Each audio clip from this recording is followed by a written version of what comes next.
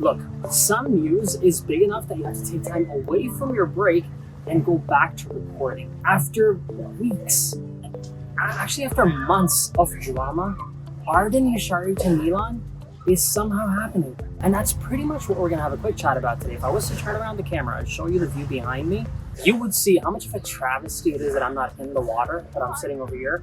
But for me, for you guys, I had to come on, at least make something about this news actually breaking. So earlier on today, some news started to trickle out that Jashari had a meeting with the Club Brugge management, and he expressed to them that, hey, you know what, this is the move that I want. So we've talked about it in the past videos and how, a lot of the times selling clubs, they will try to create a bidding opportunity, right? They're going to get an offer from another club, and they're going to shop the player around to other teams and say, hey, you know what, we have a good offer for this guy from a top club in Milan, so he must be good enough. Their scouting department must have figured out something, especially if you're trying to, link that player, shop him around in the Premier League. You look at Sandro Tonali's move to Newcastle, 70 million euros. You look at Tijani Ranger's move to Manchester City, somewhere around 55 to 70 million euros again. Now, these other teams might say, hey, you know what? Instead of going the longer route of getting Milan to first get the player and then he comes to us, their scouting department is clearly doing something good. Why don't we actually just consider this player? That's kind of what was being hinted last summer with Joshua Zirkzee, that Milan was about to go for the player, and then suddenly Manchester United stepped in and said, hey, you know what? Their scouting department must be good enough to recognize this player, so why don't we just go in for it? So instead, Club Brugge decided, hey, you know what? Okay, you guys want the player. We're not getting the price that we want, so we're going to shop him around to the Saudi Pro League, to the Premier League. But this is where that meeting from this morning became an influential factor, because reports suggest Jashari came back to the management and said, hey, you know what? You can try to sell me to all these other clubs. You can try and get some good offers too. Apparently they did get an offer from the Saudi Pro League that exceeded 40 million euros, around 41 million euros.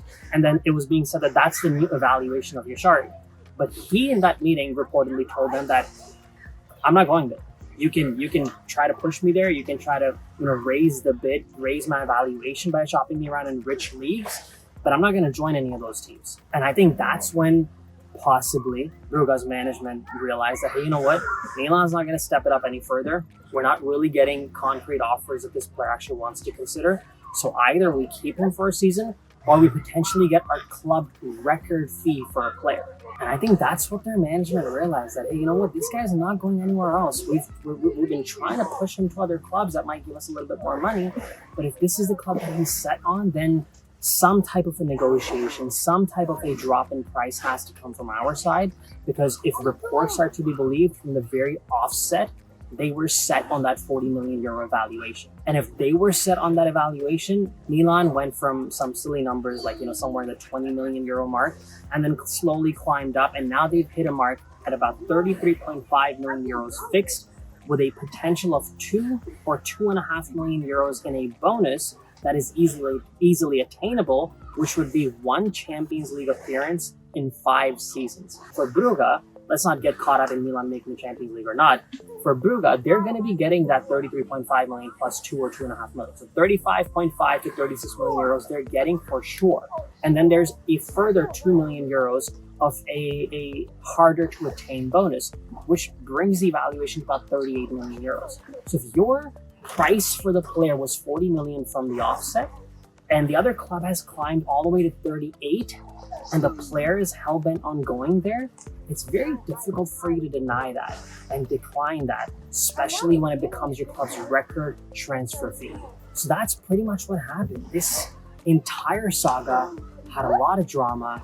Recently, Club Brugge had to put comment limitations on their social media pages because of the free Jashari hashtag that was going about. That's clearly getting to the upper brass of the management, because that's where those orders came from. We already know that the player had missed that photo day, and then we also know that the player has missed the first 2 opening matches of their season. Well, 3 pretty much if you take that Super Cup game into account. So that's a lot of football that he was missing. There were a lot of, I would say, I don't like to call out people. I'm not going to call out anybody specifically, but there were a lot of, journalists, social media people from Belgium that were very vocal and saying, hey, you know what? You want this guy? You're going to have to pay 40 million. Either you pay 40 million hey, even their captain came out and said that Milan wants our guy, pay 40 million euros. And even their media was a little bit, I would say, borderline arrogant about it. That, hey, you know what, give 40 million euros, then you can have the guy. Otherwise, we're going to see him next season here. Well, as it turns out, something about Milan's negotiation didn't work.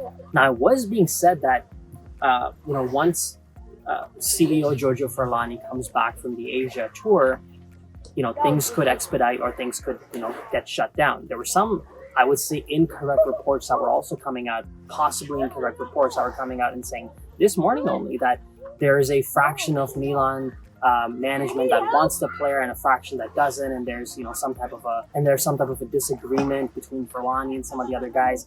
I think that was possibly just media drama that was being sold and wasn't really based on a lot of facts, because it was being said that once Giorgio Furlani comes back from the Asia tour, they're going to make a decision on the player, and he's probably going to be able to get this deal across if he gives a stamp of approval. And from the looks of it, Milan just came back from the Asia tour, and this deal is pretty much done. But yes, there hasn't been a change in evaluation for the player from the initial reports that we're seeing. It's actually the payment terms that have changed. So initially, 33.5 million euros, 2 million euros in bonus, 2.5 million, something like that. Bringing the deal to pretty much a firm 38 million euros was the evaluation. But it was being said that Milan was splitting this payment over 5 years, over 5 installments, let's say. But now that installment has been switched, instead of a 5-year installment to a 4-year installment. Now, those are semantics that naturally a lot of fans don't really care about. You just want to make sure the player arrives. And I think that's the part that I want to touch up on and kind of end the video with, is that I have heard a lot of criticism from Milan fans that, based on how this sort of transpired, the way that the negotiation was sort of drawn out has turned them off and turned them away from the player, and that excitement has sort of gone down. And there's a little bit of that fatigue of this deal actually finally crossing over the line. The only thing that I would say about that is that I don't think that should matter. The process of negotiating for a player is the least relevant part to a football fan. What matters to us is what happens when he steps onto the field. So a negotiation being long and drawn out is for the finance department, for the management to worry about. As fans, the most important part is that the player actually arrives. It would have been a waste of time if they eventually didn't get the guy and they went for somebody else. Then you kind of, spent a month and a half, 2 months negotiating and nothing came out of it. But with the negotiation being long drawn out, for us, what we care about is the day that he actually wears the jersey and steps onto the field on August 14th and plays that opening. So for now, that's what I would say. As fans, we should be looking forward to this deal finally getting done. There have been some people who've talked about the fact that until this guy signs the contract, they're not going to take this news as 100% because there's so many changes that do come about and have come about in the past in negotiations with Club Brugge, and I think that's a fair stance to take. But from the looks of it right now, guys, Ardon Jashari to Milan seems like a done deal. All the top journalists are confirming that the negotiations are at such an advanced stage that it's more now contractual details that are being worked out rather than prices and other bidders coming in and hijacking the deal. All that seems to be in the past. The drama seems to be in the past. And from the looks of it, Milan, Jashari, that's the future. So there you have it, Milan. You see, that's the immediate reaction to Jashari's what seems like inevitable move at this point in time to Milan. Obviously, I'm going to be doing a proper video, a tactical breakdown of how Jashari is probably going to be used in like a system. All of that's going to come up when I'm back in the studio. Today, I just wanted to make sure I didn't skip out. I wanted to give you at least a little bit of my immediate reaction to this somewhat surprising move, somewhat surprising turn of events that has now brought this player to the Rossoneri. How do you feel about Milan's response to this deal? How do you feel about Milan's management holding firm on that 38 million price point? Because a lot of fans were saying, hey, and let's be real, right now it's 33.5 plus 2.5, so it's about 36 million euros, not even 38. Their demand was 40 million euros. So a lot of us were criticizing management and saying, hey, you know what, just pay those 2-3 million, just get this deal over the line. Why are you guys waiting? That the deal seems to be done at Milan's price, Milan's eventual and final price.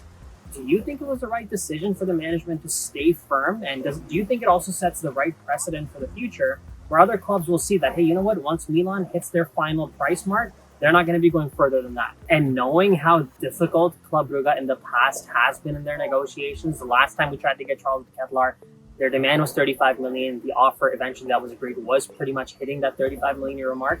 Here we're about 2 to 4 million euros short, and we've possibly still managed to get the deal done. And you guys let me know in the comment section how this negotiation essentially unfolded. As long as a player eventually comes to Milan, are you okay with the negotiation style that has taken place? So make sure, if you haven't already, subscribe to the channel, follow me on Instagram, TikTok, Twitter @FootballKush. And as always from my side, Forza Milan, grazie mille, ciao! His style of play and the scandals. Oh, the scandals, including a bizarre locker room incident where a player essentially drugged his own teammates. And we'll look at how lowering Serie A from 20 teams to 18 teams might be the